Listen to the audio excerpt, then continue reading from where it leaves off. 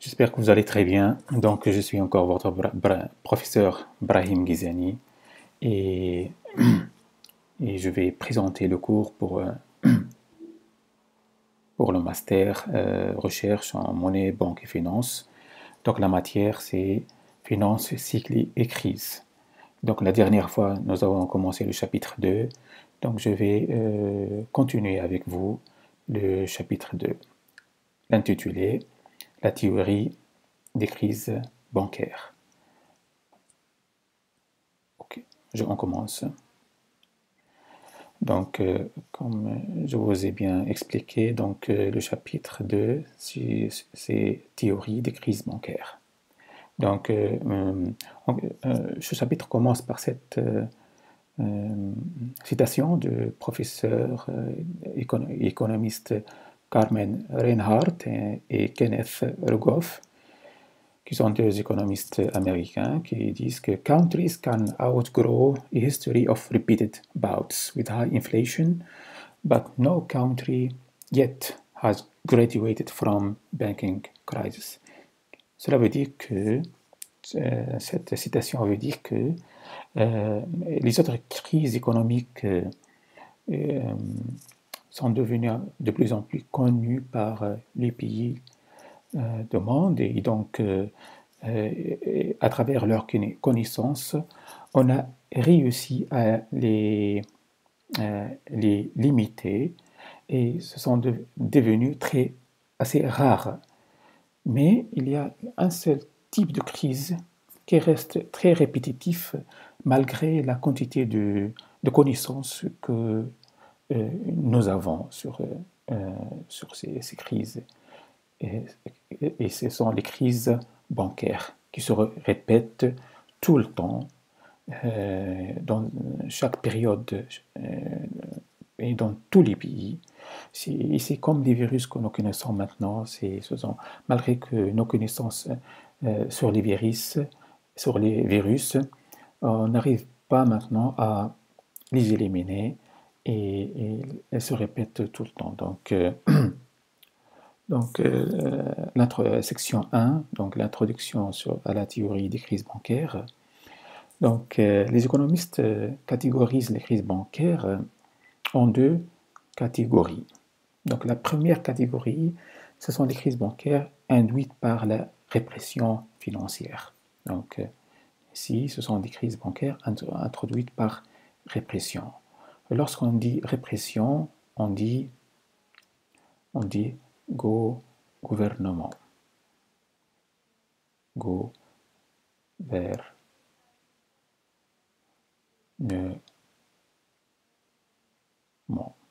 C'est-à-dire ce sont des crises qui sont induites par une réglementation de gouvernement. Ok, donc il s'agit du type de crise bancaire qui survient généralement dans les pays en développement, donc généralement dans les pays en développement et pauvres, notamment en Afrique et en Asie. Cette crise est induite par la répression financière, par les gouvernements et leur système financier. Donc la répression financière se définit lorsqu'un gouvernement oblige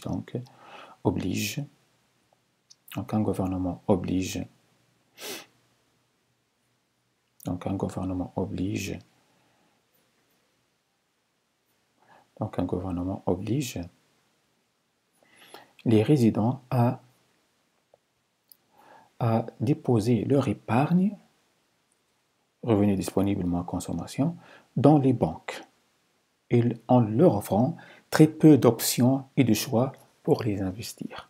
Donc il y a la réglementation offre aux épargnants que quelques options pour investir leur épargne et les oblige généralement à déposer leur épargne dans les comptes, dans les banques, des comptes bancaires. Donc la répression vient du fait que la réglementation offre que très peu d'options aux citoyens et aux épargnants. Ok, donc les citoyens se trouvent donc obligés de mettre leur épargne dans les banques parce que la réglementation financière ne leur donne que très peu de choix d'investissement. Dans un système, pourquoi le gouvernement réprime ce système financier et ses épargnants?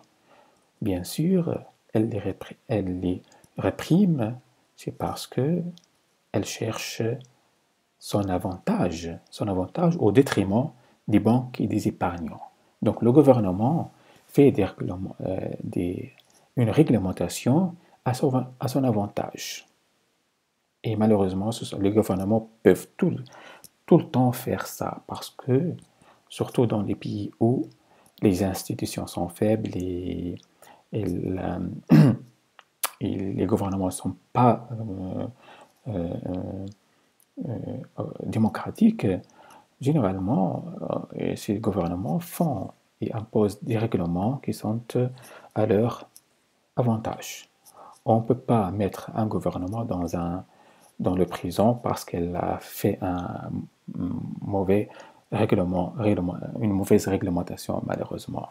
Donc, quel est l'avantage que le gouvernement cherche à travers la répression financière? L'avantage, bien sûr, elle cherche à trouver un financement facile, pour pour leur déficit budgétaire. Donc, en effet, en monopolisant le système d'épargne et de paiement, les gouvernements pourraient donc imposer des taxes sur le revenu des citoyens. Le gouvernement pourrait donc imposer des lois obligeant les banques à financer la dette publique, donc les besoins en financement budgétaire. L'objectif de cette répression financière imposée par les gouvernements sur les épargnants citoyens et les banques est un financement facile, donc un financement facile et peu coûteux du déficit budgétaire de l'État. Donc, du déficit budgétaire de l'État. Cette répression financière prend la forme donc d'une taxation. Donc, on la considère comme une taxe supplémentaire sur l'épargnant citoyen. Donc, exemple de répression financière, la Tunisie a fait la répression financière, elle le fait jusqu'à maintenant en fait, mais l'intensité de cette répression financière était très forte jusqu'aux années 80. Elle existe jusqu'à maintenant, mais à différents degrés peut-être, mais elle existe encore. L'autre exemple que je peux donner, c'est l'Inde, par exemple, au début des années 70, a imposé un taux d'intérêt maximal de 5% et favorise un taux d'inflation de plus de 20%. Donc un taux d'intérêt maximal sur l'épargne. Donc l'épargnant ne peut avoir que 5% de rendement sur son épargne, ce qui est très peu, 5%, et très peu en la comparant à un taux d'inflation de 20%. La Tunisie, maintenant aussi, elle impose un taux d'épargne, de rendement sur l'épargne de 5% aussi. Et elle garde le taux de rendement sur les épargnes est réglementé par le gouvernement et on l'augmente une fois chaque 5 ou 6 années ou peut-être plus. Donc on cherche donc à se financer à un taux très faible, qui ne compense pas les taux d'inflation qui sont généralement très élevés. Okay. Donc, ces mesures de répression financière imposées par les gouvernements sont parfois insuffisantes pour financer leur déficit budgétaire. Malgré l'argent, s'il y a argent facile, donc il y a généralement il n'y a pas généralement une bonne gestion de la finance publique, et ce qui n'oblige pas donc les gouvernements à maîtriser leur déficit budgétaire. Les déficits budgétaires donc, peuvent augmenter et atteindre un niveau très élevé et non maîtrisable par les gouvernements. Le résultat est donc c'est que l'État fait un défaut de paiement. Donc elle ne paye pas ses dettes contractées auprès des banques. Un gouvernement non démocratique peut faire ça parce que elle ne risque pas d'être mise en prison ou elle ne risque pas d'être jugée. Ok? Si l'État ne paye pas ses dettes, et si ces dettes sont très élevées, bien sûr, ceci pourrait endommager la capacité des banques à rembourser les déposants, et donc ce qui déclenche une crise bancaire. Là,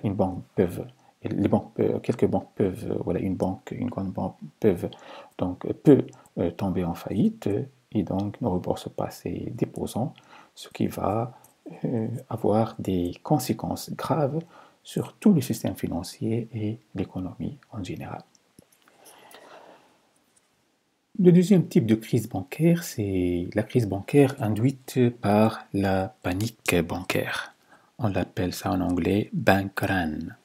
C'est le second type de crise bancaire. Il est plus fréquent que les crises induites par la répression financière et qui pourrait toucher à la fois aussi bien les économies en développement que les économies avancées. Donc ici, ce type de crise, il touche toutes les économies, quel que soit leur avancement et leur développement.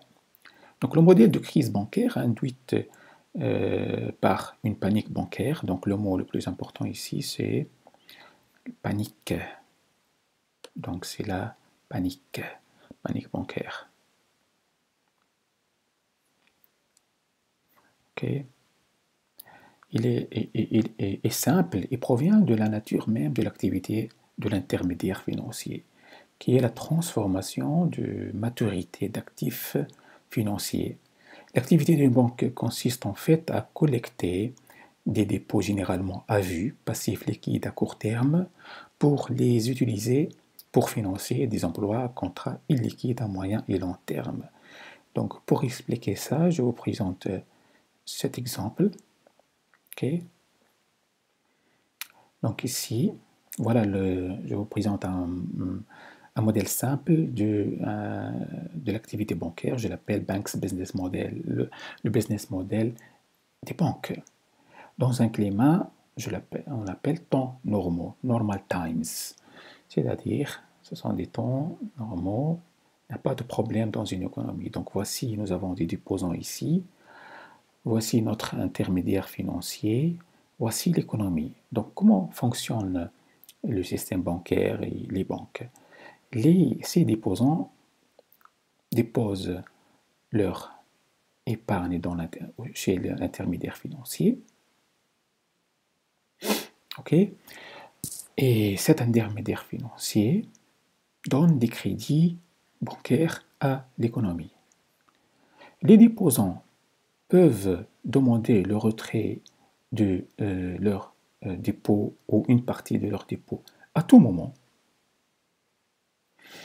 alors que les intermédiaires financiers sont remboursés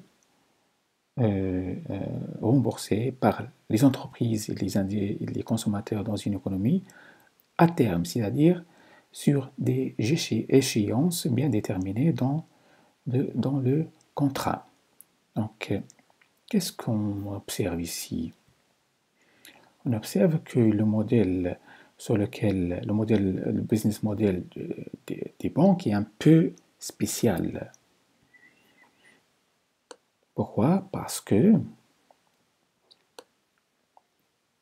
on utilise des ressources qui sont les dépôts bancaires, qui sont des ressources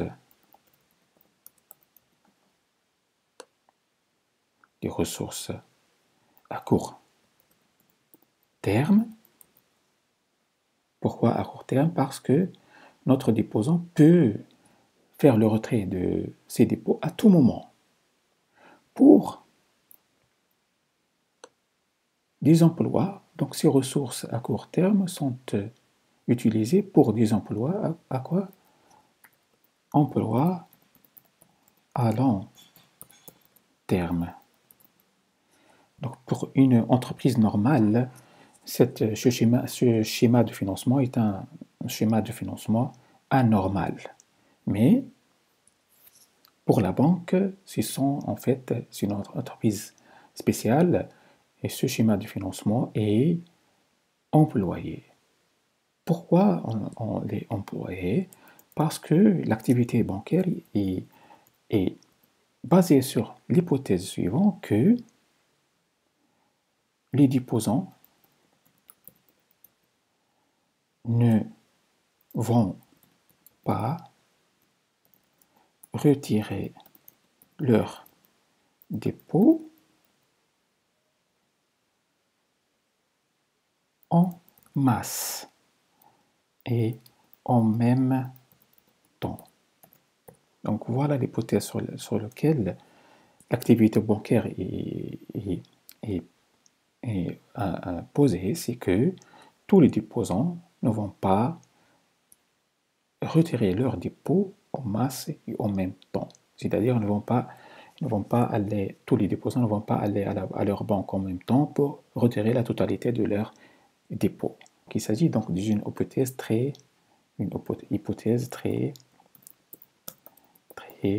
dangereuse. Ok. Voilà donc l'activité bancaire, comment il est, ou le business model d'une banque. Ok. Dans les temps normaux, les banques gardent leur caisse dans leur caisse des liquidités suffisantes pour faire face aux demandes de retrait de leurs clients déposants. Cependant, dans les moments de panique, et lorsqu'il y a un climat de doute et de perte de confiance dans la solvabilité de la banque ou du système bancaire en général, les déposants se paniquent et commencent à demander le retrait de leurs dépôts en masse. Voyons le deuxième cas, climat, panique et doute. Qu'est-ce que ça veut dire climat, panique et doute? Vous voyez ici que le nombre de déposants qui veulent retirer leur dépôt est un peu très élevé. Donc, supposons que tous les déposants, ou une grande partie des déposants vont à leur banque pour demander le retrait de leur dépôt parce qu'il y a une panique, une doute sur le système financier. Ils sont paniqués, ces déposants sont paniqués. Ils sont paniqués. OK? Bien sûr, la banque, dans ce cas, ne pourra pas ou elle trouvera beaucoup de difficultés à satisfaire les besoins de retrait de sa clientèle. Vous voyez cette flèche, montre qu'il y a un problème. C'est quoi ce problème? Il y a un problème. Le problème, donc la banque va faire face à un problème de liquidité. Un problème de liquidité. Pourquoi? Parce qu'elle n'a pas assez de fonds pour satisfaire les besoins de retrait de tout ce nombre très élevé des déposants.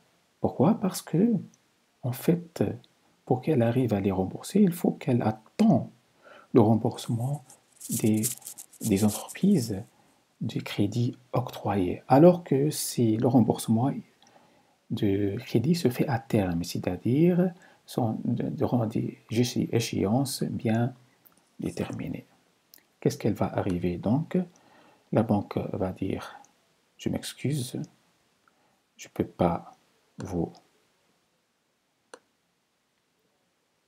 payer, je ne peux pas payer mes déposants. Donc, ce flèche de demande de retrait va être peut-être en difficulté ou éliminé. Qu'est-ce qu'il va s'en suivre?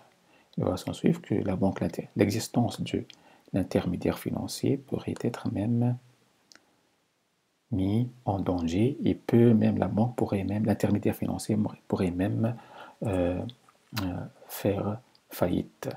Cette faillite va nécessairement avoir des répercussions sur les déposants, sur l'épargne des déposants. Les dépôts, ces déposants vont perdre leur dépôt. Pourquoi? Parce que ce processus a commencé lorsqu'il y avait un climat de panique et de doute. Donc voilà comment la crise bancaire de panique commence et se réalise. Donc cette panique pourrait se généraliser, elle pourrait se généraliser pour toucher le système bancaire, pour toucher le système bancaire. Donc elle pourrait se généraliser pour toucher tout le système bancaire, y compris les banques financièrement solvables, y compris les banques solvables. Même les banques qui sont solvables, qui n'ont pas théoriquement et sur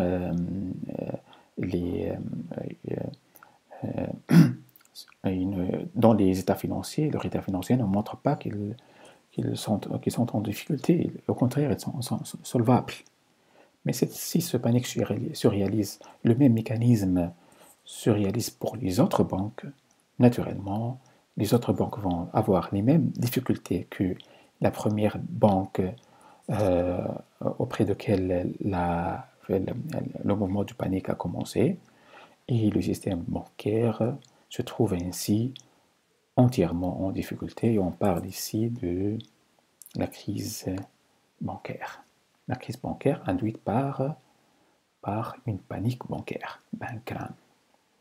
Je vous montre une photo d'une crise bancaire induite par une panique. Vous voyez ici, je pense que c'est une photo aux États-Unis d'Amérique où durant peut-être la crise de 1929, vous voyez que les déposants font la queue devant leur banque.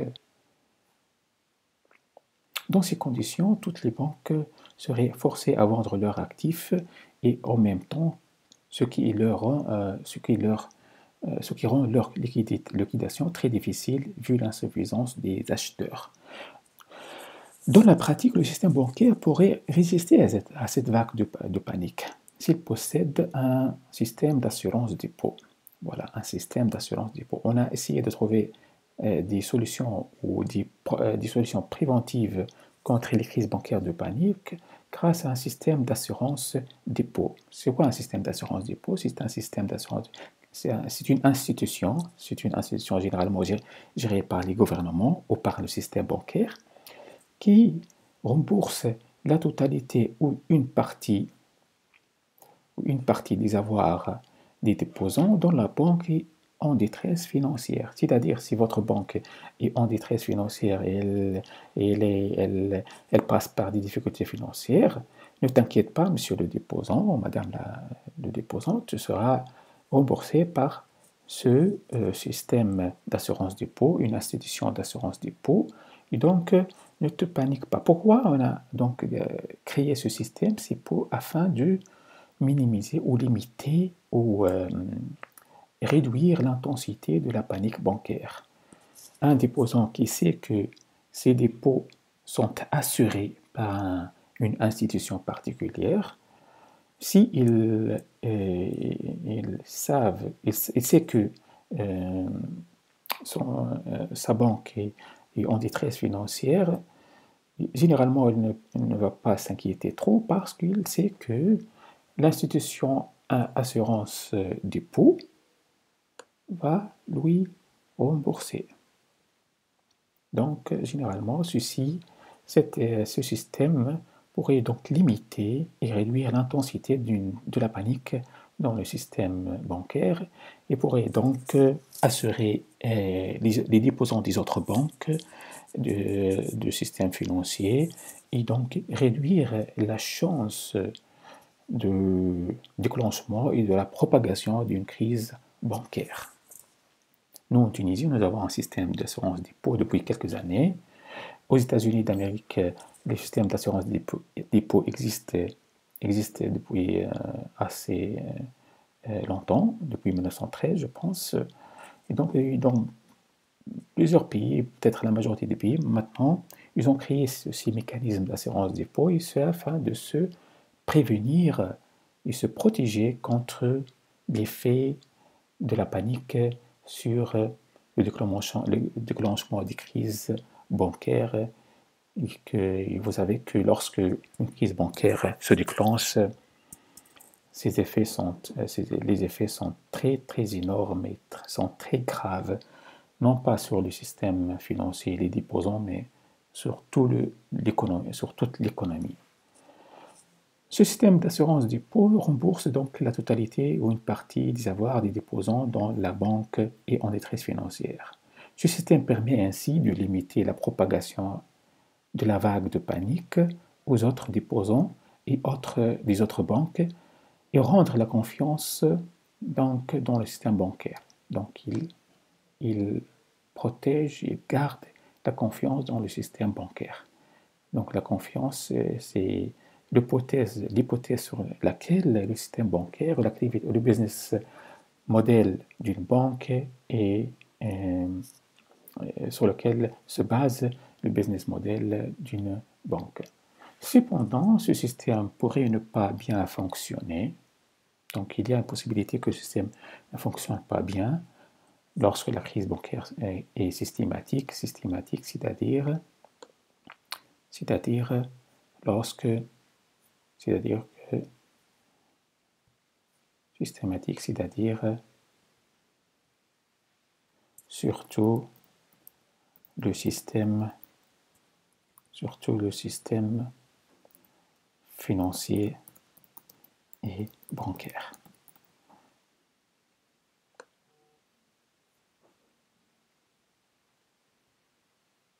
Donc, systématique, c'est-à-dire surtout le système financier et bancaire.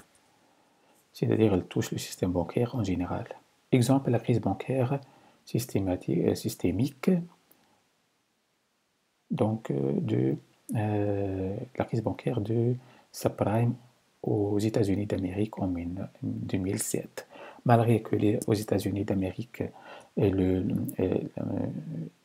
le système d'assurance dépôt existe depuis longtemps, malheureusement, durant cette période, ce système n'a pas bien fonctionné convenablement, ce qui a déclenché donc la perte de confiance sur le système bancaire et donc la panique bancaire. Et donc, ce processus de déclenchement et de propagation de la crise s'est généralisé sur le système bancaire entier et ce pays avait donc connu donc, durant 2007 et entre 2007 et 2008 une crise bancaire appelée crise de subprime. Elle n'avait pas seulement un impact sur les États-Unis d'Amérique seulement, mais sur le monde entier. C'est comme une pandémie. Pourquoi les récessions associées avec les crises bancaires sont très coûteuses? Donc, après les crises économiques, les différentes crises, il y a généralement une récession des économies, c'est-à-dire le taux de croissance de l'économie devient très faible ou peut-être très haut, négatif, la croissance de PIB. Mais les récessions associées aux crises bancaires sont généralement un peu plus coûteuses que les autres types de crises. Voyons comment ces récessions sont très coûteuses à travers cet exemple. Donc, je vous montre cet exemple que nous venons de voir, c'est que lorsque, donc, lorsque vous voyez ici, après la panique, lorsque la banque, l'intermédiaire financier en détresse financière, donc il y aura un problème donc, dans le remboursement des crédits. Donc les banques, les entreprises ne vont pas être capables de rembourser les crédits convenablement attends, pourquoi la banque va leur demander de rembourser tout de suite des crédits? Bien sûr, les entreprises ne peuvent pas faire ça, donc il y a un problème dans le remboursement du crédit. Les banques deviennent de plus en plus inquiètes de la situation financière des entreprises, donc ils deviennent de plus en plus vigilantes et l'octroi des crédits devient non pas comme était avant. Donc l'octroi des crédits diminue considérablement. Si l'octroi des crédits diminue considérablement, donc le financement de l'économie devient très difficile, ce qui bien sûr gêner, va gêner beaucoup d'entreprises qui ne vont plus avoir la capacité ne vont plus avoir le financement nécessaire pour leur activité, ce qui donc cette situation va les mettre en difficulté. Et beaucoup d'entreprises donc vont être fermées, clôturées et tomber en faillite, ce qui donc gêne, ce qui va donc avoir un impact très négatif sur l'économie entièrement. Donc, donc vous voyez comment une faillite de l'intermédiaire financier, un problème une détresse financière du système financier peut affecter l'économie entière. Et c'est pour cette raison qu'on dit que la crise bancaire est très coûteuse parce qu'elle n'affecte pas seulement l'intermédiaire financier et les banques, mais elle se propage vers toute l'économie. Elle se propage donc vers toute l'économie.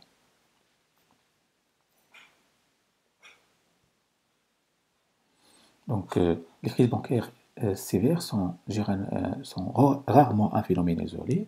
Elles jouent généralement le rôle d'un mécanisme amplificateur. Donc, un mécanisme amplificateur. Donc, amplificateur, c'est-à-dire amplificateur de la récession déjà existante.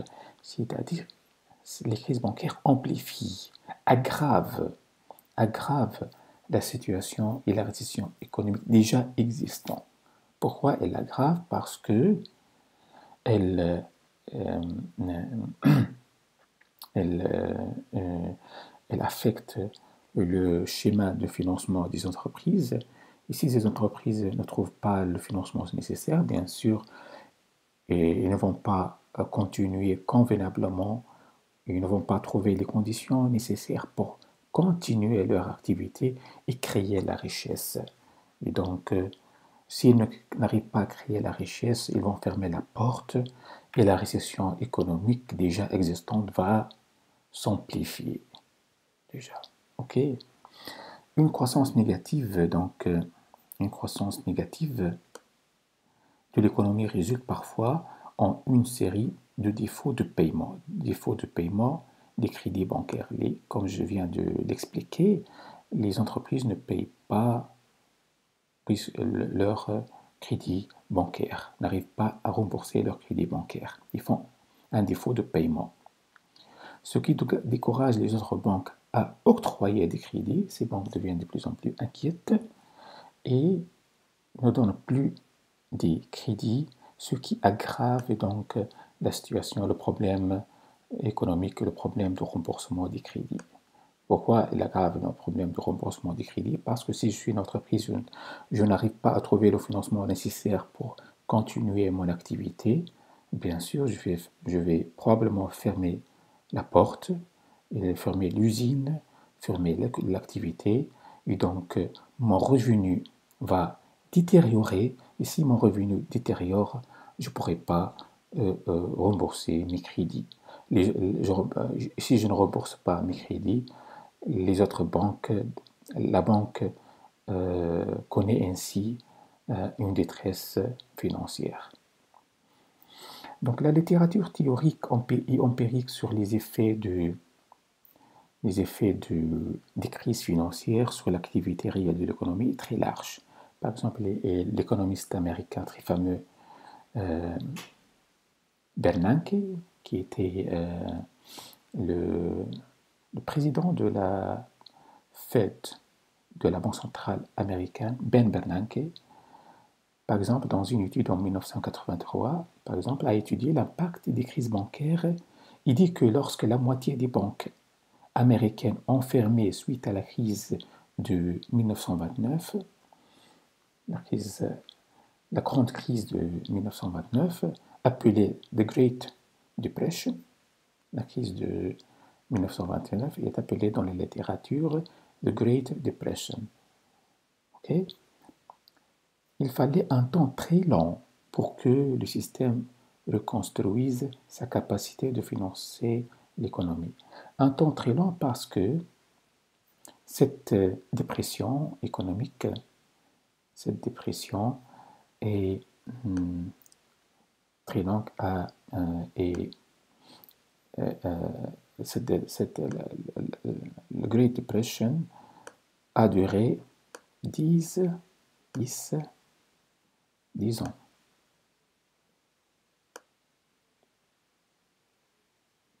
Donc, une période très longue. Pourquoi? Parce que le système financier, pour reconstruire le système financier et reconstruire sa capacité de financer l'économie, a duré plus de 10 années.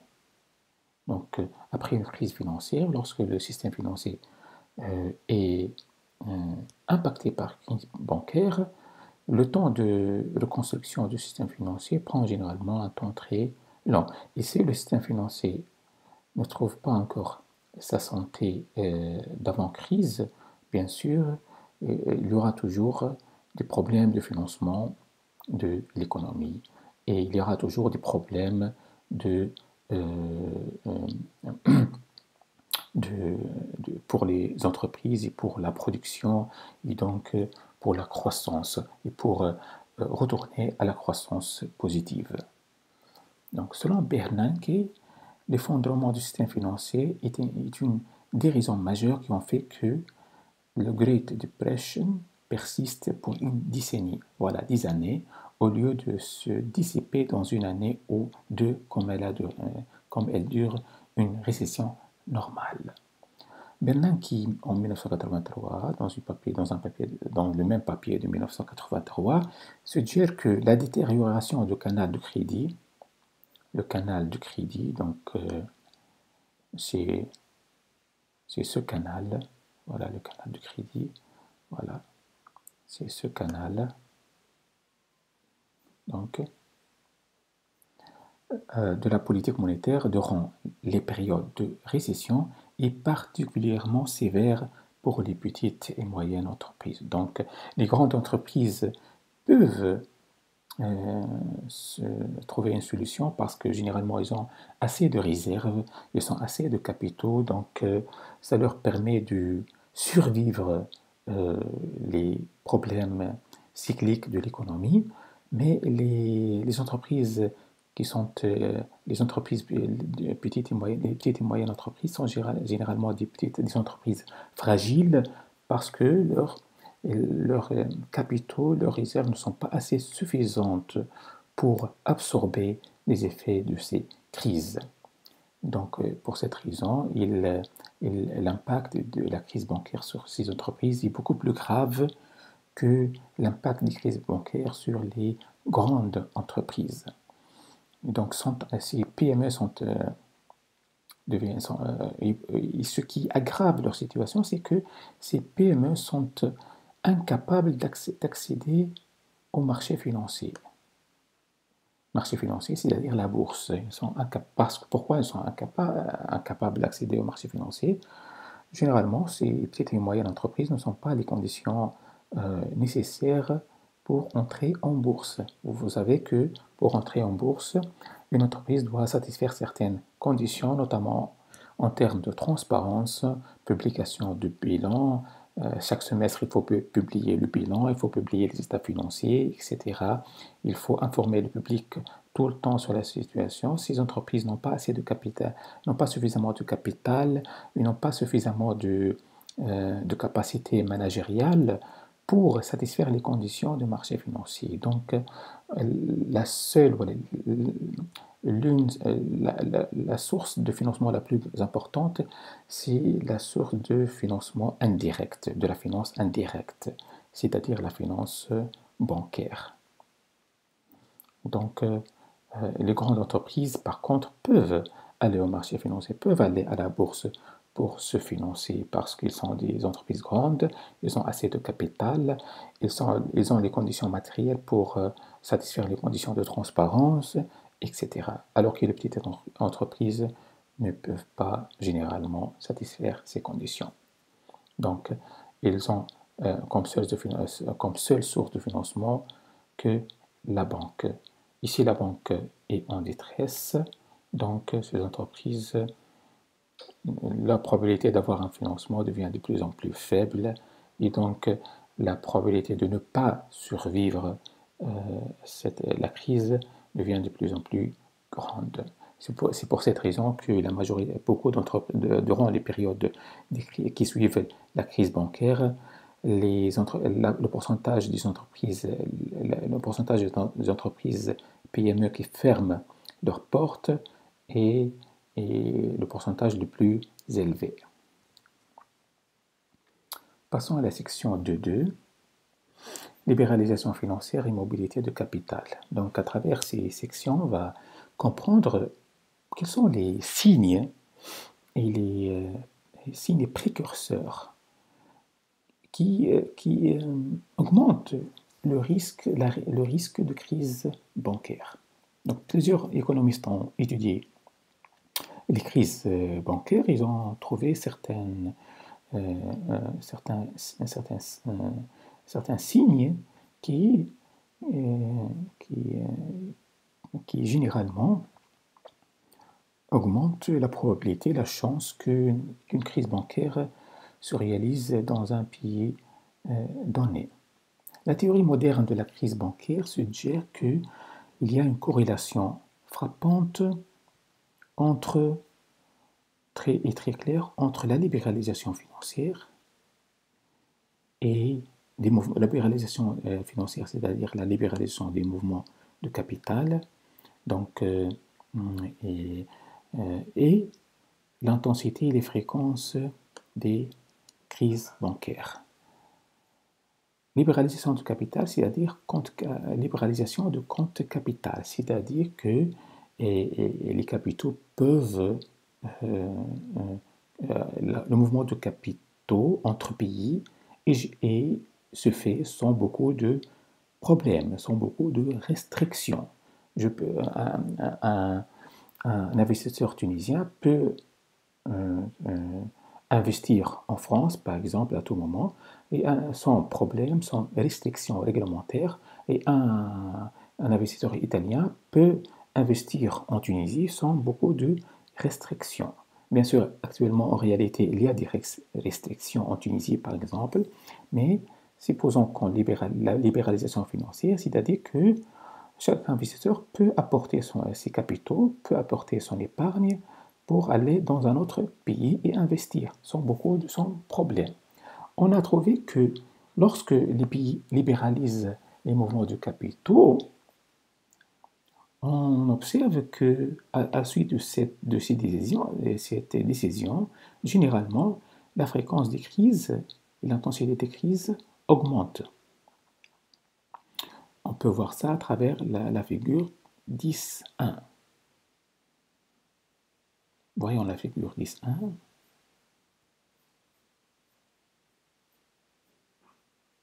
Voilà. Voilà la figure 10.1. Capital mobility and the incidence of banking crisis. All countries, tous les pays, donc il s'agit d'une base de données sur tous les pays au monde entre 1800 et 2008.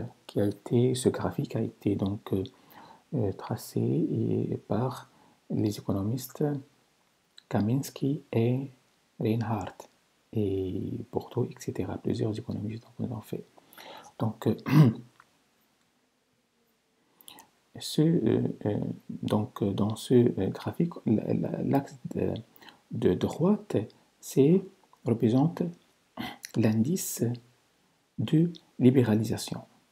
Donc, c'est l'indice de libéralisation.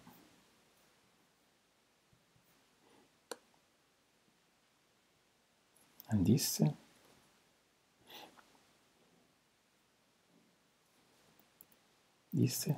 de libéralisation financière. Donc, on peut calculer l'intensité de la libéralisation d'un pays. Et l'axe de droite, je m'excuse, représente le pourcentage percent, pourcentage des crises bancaires. Donc, pourcentage des crises bancaires. Donc, ce graphique, donc, en ligne continue, représente l'indice de libéralisation financière. Et la courbe en ligne discontinue représente le pourcentage des crises bancaires. Vous voyez ici, par exemple, lorsque la libéralisation financière des pays a augmenté, vous voyez que le pourcentage des crises bancaires a augmenté. On voit ici, en 1900, par exemple, 1900, la période allant jusqu'à 1929, avant 1929, la grande crise de 1929, vous voyez ici que l'indice de libéralisation financière des pays est déjà très élevé. Et donc, vous voyez ici que dans les lignes continues, le pourcentage des crises bancaires est en train d'augmenter. OK? Donc, lorsque vous voyez ici, donc, la période entre 1949 et 1969, lorsque l'indice de la libéralisation est très faible, on a, après la crise de 1929, les pays ont mis beaucoup de restrictions sur le mouvement de capitaux. Vous voyez que le niveau des crises bancaires est très faible. Voyons la période de la crise 1929. Vous voyez le niveau de libéralisation financière, c'est le niveau de libéralisation financière le plus élevé dans l'histoire. Vous voyez, durant cette période, on a connu donc la crise de 1929. Les périodes des niveaux élevés de mobilité internationale du capital, ok. Donc, les périodes de niveau élevé de mobilité internationale de capital a connu donc répétitivement des crises bancaires internationales. D'autres études, Kaminski et Reinhardt, en 2004, qu'est-ce qu'elle dit? Sur la base des données de la période post-1970, ont montré le lien qui existe entre libéralisation financière et crise bancaire. Donc, ces économistes trouvent aussi que, sur une base de données pendant la période après 1970, on trouve que la libéralisation financière durant cette période a augmenté le pourcentage des crises bancaires dans les pays. En effet, dans 18 crises bancaires, parmi les 26 étudiées, le secteur financier a connu une libéralisation financière dans les 5 années qui précèdent la crise. Donc, dans les 5 années qui précèdent la crise. Dans les 5 années qui précèdent la crise. Donc, la crise bancaire généralement suit un phénomène ou une décision de libéralisation financière.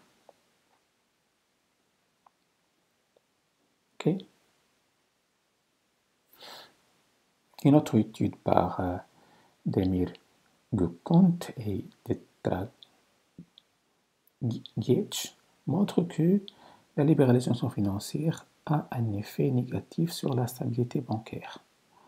Caprio et Ling-Biel montrent dans une étude que la régulation bancaire inadéquate, c'est-à-dire une réglementation bancaire inadéquate qui ne supervise pas et qui ne régule pas efficacement les banques, le manque de supervision par les banques centrales, sont mettre des garde-fous qui permettent de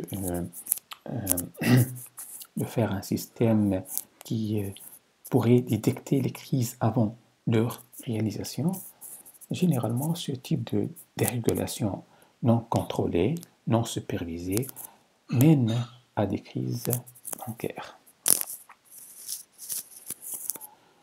Je passe maintenant aux les caractères communs des crises bancaires. Donc, les chercheurs ont étudié les crises bancaires et ont trouvé des caractères communs entre ces crises bancaires. Ces caractères sont généralement des signes qui peuvent nous informer sur la possibilité qu'une crise pourrait se réaliser dans le futur. Le premier caractère des crises bancaires, c'est l'afflux de capitaux, c'est-à-dire l'entrée de capitaux. L'afflux de capitaux et les crises bancaires. Donc, un caractère commun donc, qui caractérise les crises bancaires est l'afflux persistant de capitaux dans l'économie, c'est-à-dire les capitaux, pendant une période un peu longue, on observe un phénomène d'entrée de capitaux dans une économie. Les économistes Reinhardt et Reinhardt appellent ce capital flows bonanzas. On appelle ce type d'afflux de capitaux bonanzas. Capital flows bonanzas. Ces auteurs présentent le tableau 17, dans lequel on y calcule la probabilité d'une crise bancaire dans un pays ayant reçu durant des années des flux de capitaux importants. Voyons ce tableau 17. Voilà le tableau 17. The effect of a capital flow bonanza on the probability of a banking crisis pendant la période 1966-2007. Donc, ces auteurs ont calculé la probabilité d'une crise bancaire dans les pays où il y a conditional on a capital flow bonanza, c'est-à-dire 3-year window, c'est-à-dire la probabilité de crise bancaire dans les pays où on a laissé l'entrée du flux de capitaux pendant 3 années avant la crise, et les pays qui n'ont pas fait qui n'ont pas connu une entrée du flux de capitaux massif pendant une longue période. On voit que dans le premier groupe, la probabilité qu'une crise bancaire se réalise est 18,4%, alors qu'en les autres pays, la probabilité est 13,2%. Donc, qu'est-ce que cela veut dire? Ça veut dire que la probabilité, si pendant une période très un peu longue, on observe une entrée massive de capitaux dans un pays, on peut dire que ce pays, la probabilité de la réalisation d'une crise bancaire dans ce pays devient très élevée, ou la probabilité de la réalisation d'une crise bancaire dans ce pays augmente considérablement. Voilà, donc augmente de presque 5,2%.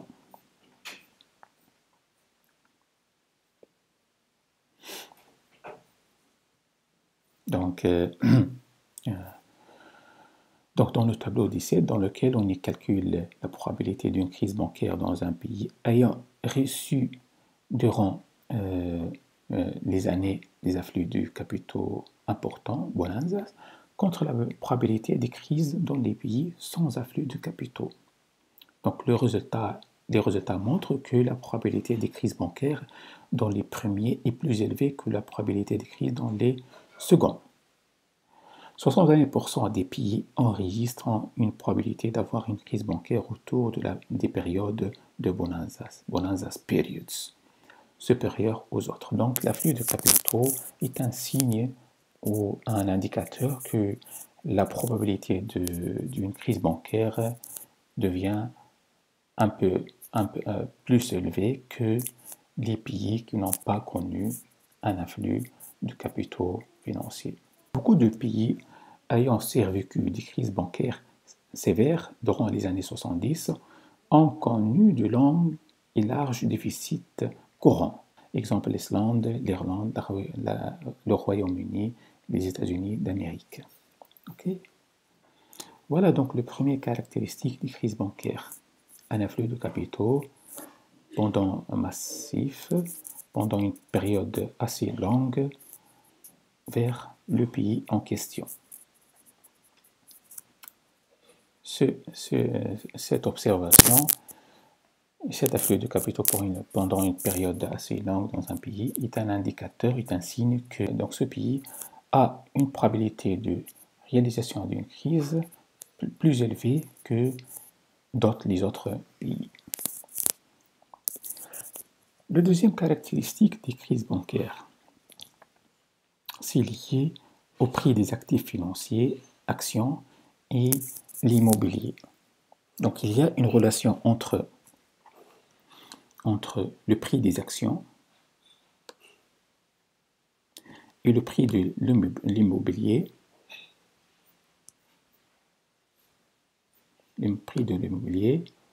et les crises bancaires. Donc c'est-à-dire le marché financier et le marché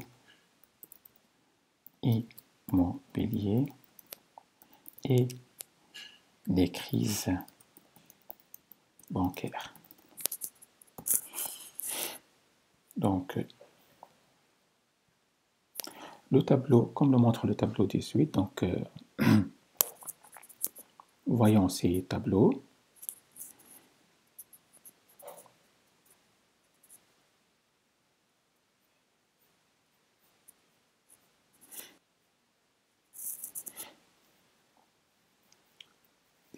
Cycle of real housing prices and banking crisis. Donc, ce tableau compare les prix de l'immobilier et les crises bancaires. Commençons par exemple par un pays comme la Finlande. La date de la crise, c'est 1991. Le prix, on observe qu'en quelques mois avant, le prix de l'immobilier a connu un pic, c'est-à-dire a atteint sa valeur maximale. Donc, et le prix a connu son trou, c'est-à-dire sa valeur minimale en 1995, le trimestre 4. Entre ces deux périodes,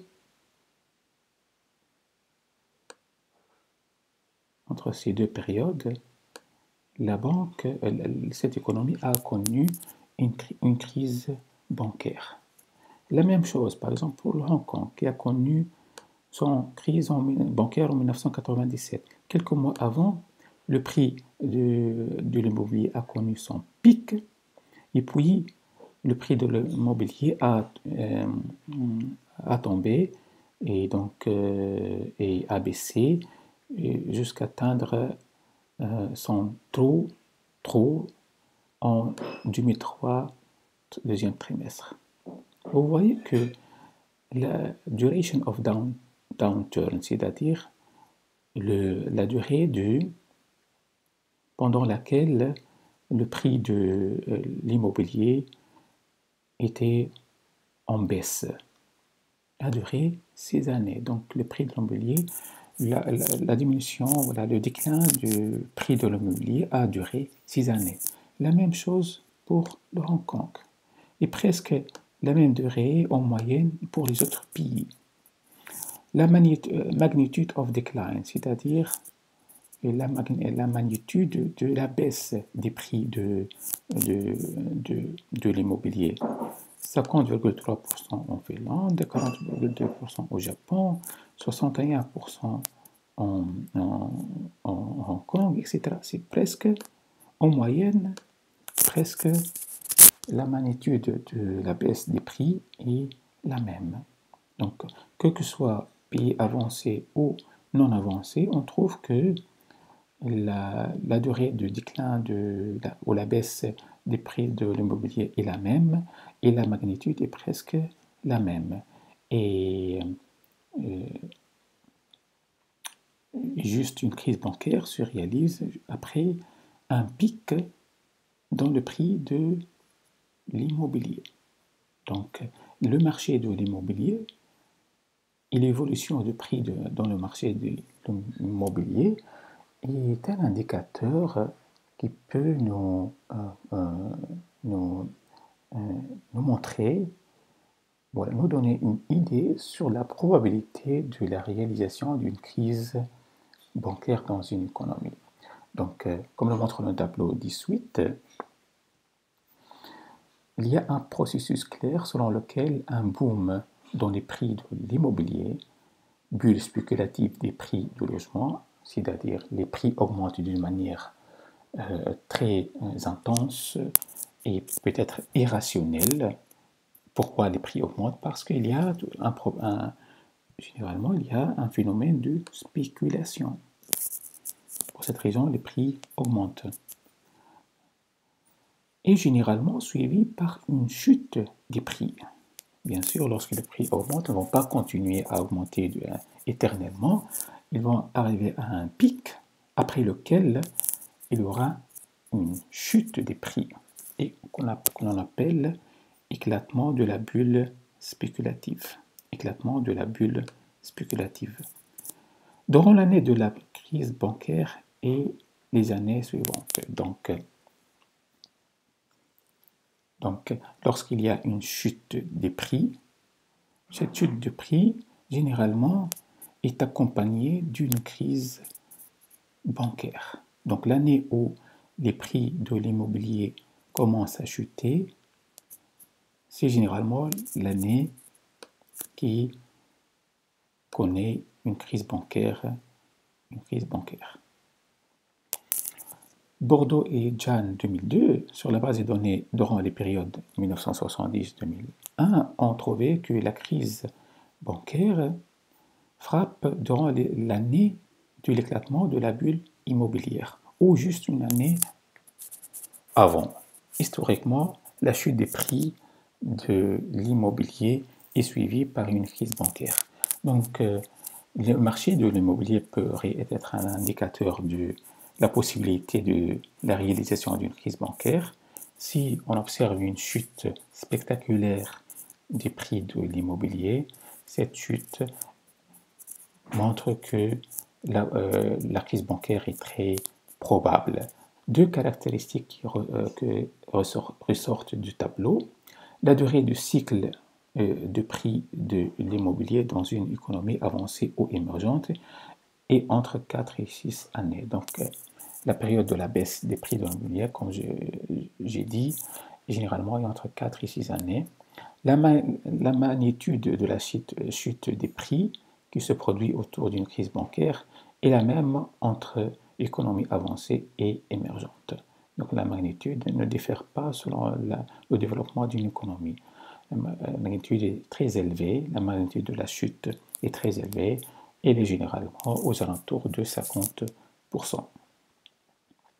Ces deux caractéristiques confirment le principe de Equal Opportunity Menace, selon lequel la probabilité d'une crise bancaire est presque égale entre pays développés et pays en développement. Donc en matière de crise bancaire, il n'y a pas de différence énorme entre pays développés et pays en développement.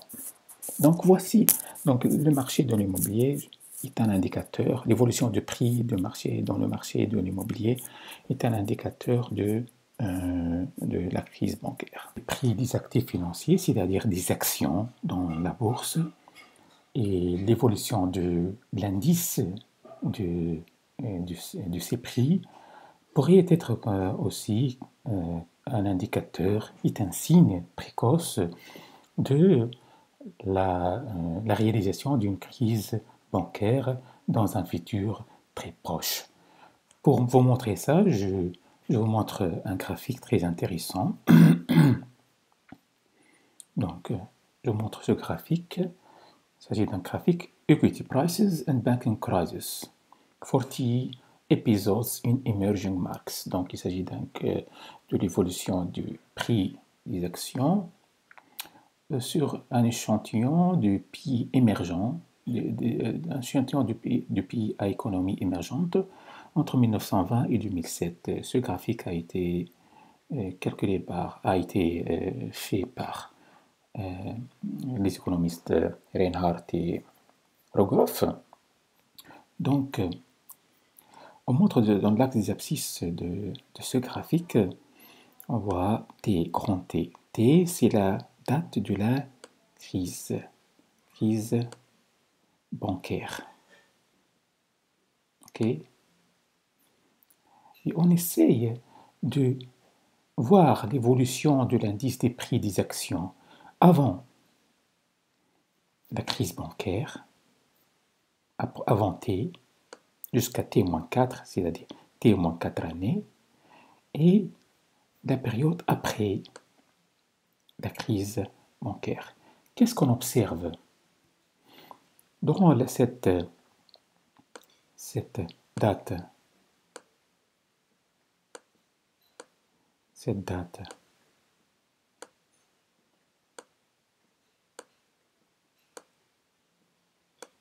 donc durant cette date, durant 4 années avant la réalisation de la crise bancaire, on observe une augmentation énorme du prix des actions dans ce pays.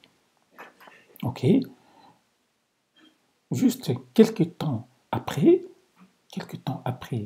avant la crise, je m'excuse, quelques temps avant la crise, on observe un phénomène de baisse de l'indice des prix des actions, l'indice qui se continue, qui se suit par une crise bancaire à l'instant T, et continue pour quelques temps après. Mais selon cet échantillon, donc vous voyez ici declines of 16% and 10%. Donc au début, la baisse est un peu forte, elle représente 16%, une baisse de 16%, et puis elle se ralentit et la baisse devient à une vitesse de 10%. Cette baisse continue après la crise, mais pour une période un peu courte, une période de presque une année. Et on observe après que le prix des actions recommence à augmenter et il augmente même, atteint un niveau plus élevé que son pic avant la crise. Même il dépasse ce pic.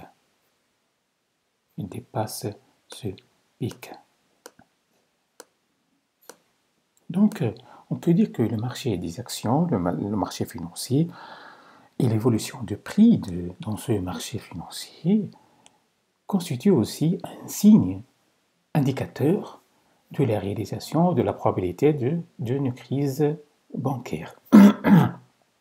On voit que si, généralement, dans les pays qui connaissent des crises bancaires, il y a pendant une période de quelques années une augmentation continue des prix des actions et juste quelques temps avant la réalisation de la crise, les prix des actions commencent à baisser. La crise se réalise à l'instant T, puis les prix augmentent, continuent à diminuer, mais contrairement au marché immobilier, et la baisse des prix des actions après la crise ne dure pas trop longtemps et les actions retrouvent leur tendance haussière très rapidement. Et même la hausse des indices des prix des actions augmente d'une manière qui surpasse, qui dépasse même le pic avant, le pic avant crise.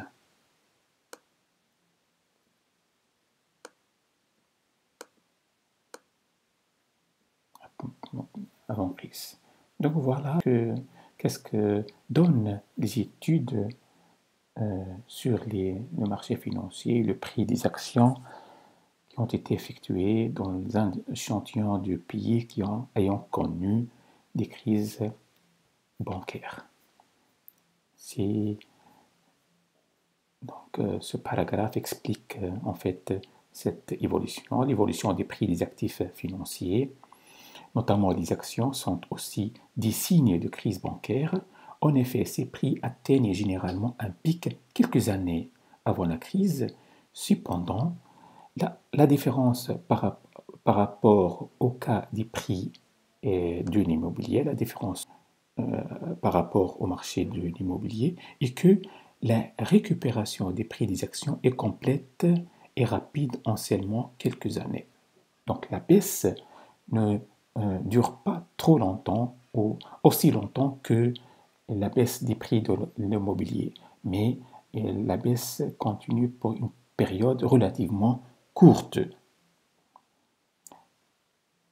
La crise, donc, soit en moyenne 3 années. 3 années, on a trouvé que la baisse continue que pour quelques 3 années suivant la crise, et ces prix atteignent généralement des niveaux beaucoup plus élevés que le pic d'avant-crise. Donc, comme j'ai montré, lorsque les prix de la récupération commencent, la tendance haussière de prix des actions continue jusqu'à dépasser même le pic d'avant-crise. La seule exception est le Japon. Bien sûr, il y a toujours des exceptions. Voilà, j'ai fini avec ce chapitre. Merci.